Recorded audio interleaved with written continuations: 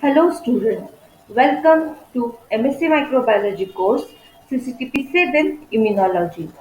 Today we are going to discuss about the MAP kinase pathway from the chapter Cell Surface Molecules and Receptors. MAP kinase pathway, that is mitogen activated protein kinase pathway. This pathway is also known as RAS-RAF-MEK-ERK pathway. So it mainly includes a chain of protein in the cell which carry out the communication between the cells. So for that the signal will be provided on the surface of the receptor of that cell, and the signal will be transmitted into the nucleus of the cell. So the signal will start when the signaling molecule is bind to the receptor which are present on the cell surface, and the signal transmission will end when the DNA in the nucleus it will expresses a protein and it will produce some change in the cell such as cell division. So this pathway it includes many proteins like MAPK, mitogen activated protein kinase, which was originally called as ERK, that is extracellular signal regulated kinases. Now this will carry out or communicate by adding phosphate group to the neighboring protein.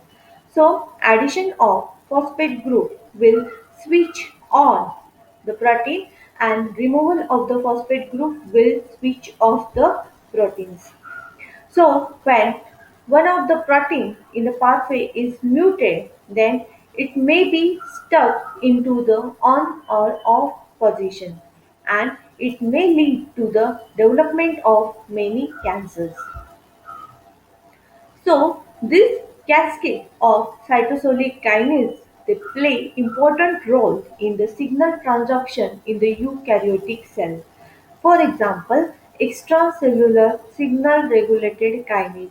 This is the family of MAP kinase, and they will produce a response to the growth factors.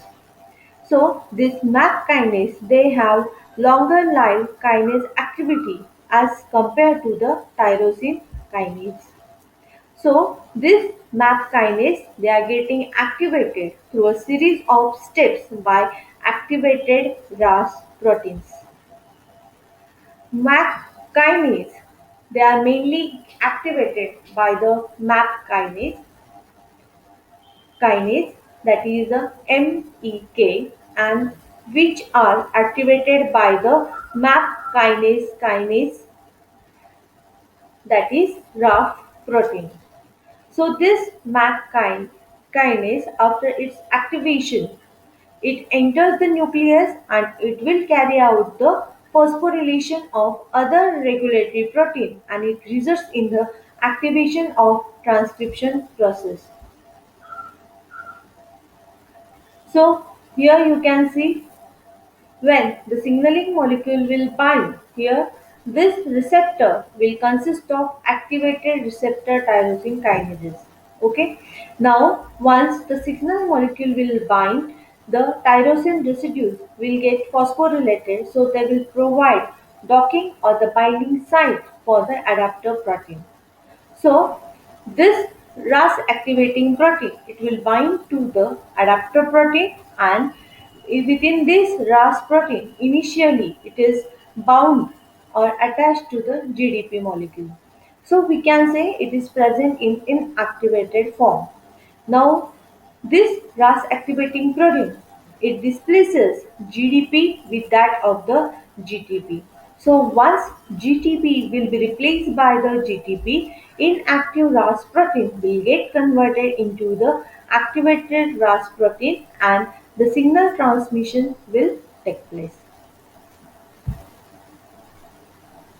In the second figure, this also we can see once this active RAS protein is getting activated with the bound GTP, then it will further donate phosphate group to the MAP kinase. Now this MAP kinase, it will carry out the activation of this MAP kinase by providing the phosphate group. So phosphate group will be donated by ATP. Once it will donate its one of the phosphate group, the ATP will get converted into the ADP form. Now this MAP kinase, it again transmit one of the phosphate group to the MAP kinase. So for the second group donor, phosphate group donor is the ATP. So again the ATP will donate it one of the phosphate group and itself get converted into the ADP. Now this MAP kinase, it will get activated by this MAP kinase. So this MAP kinase, its main function is to carry out the activation or the phosphorylation of remaining molecules of the remaining signaling molecules. So for that again ATP will serve as a phosphate group donor and it will donate 8 phosphate group. So here you can see at the end protein X, Y, gene regulatory protein A, gene regulatory protein B, they are getting activated by accepting the phosphate group. So once this protein get converted into activated form, they will change the activity of that particular protein as well as if regulatory proteins or the gene sequences will getting activated, then you will see a change in the gene expression. So, receptor tyrosine kinase, for that epidermal growth factor, they are mainly activated by extracellular ligand like the epidermal growth factor.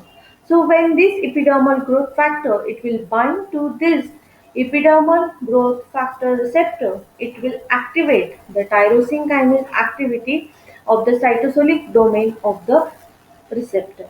So, this epidermal growth factor receptor, it becomes phosphorylated on the tyrosine residue and it will provide a docking site for the GRB2 protein which consists of SH2 domain. So this GRB2 they will bind to the phosphotyrosine residues of the activated receptors. So after their binding to this receptor, then guanine nucleotide exchange will be carried out by the factor SOS.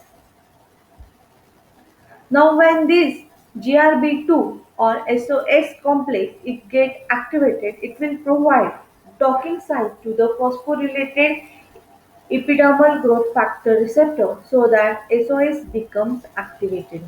Now, once it gets activated, it will promote the removal of GDP from the member of RAS family so that we can say H may get converted into the KRAS. Now, this RAS protein is then bind to the GDP and it becomes activated. So, here you can see epidermal growth factor, it will bind to the epidermal growth factor receptor in the cell membrane and it will initiate the cascade of signal or the signal transduction process. So phosphate will provide activation signal and it will activate the MAPK, that is the ERK, mitogen activated protein kinase. Now this signal it enters the cell nucleus and it causes the transcription of the DNA and which is then again expressed in the form of protein. So expression of the genes which are involved in the immunity, then proliferation of cell, differentiation of the cell in the apoptosis and oncogenesis process, they all regulated by the MAP kinase pathway. So that's that pathway. It mainly regulates the interferon regulatory genes. That is, they play important role in the ability of in the development of the disease. That is the SLE, systemic lupus erythematosus. So if the JAK pathway it is disrupted or dysregulated, it will result in the immune deficiency syndromes or it may lead to the development of cancer.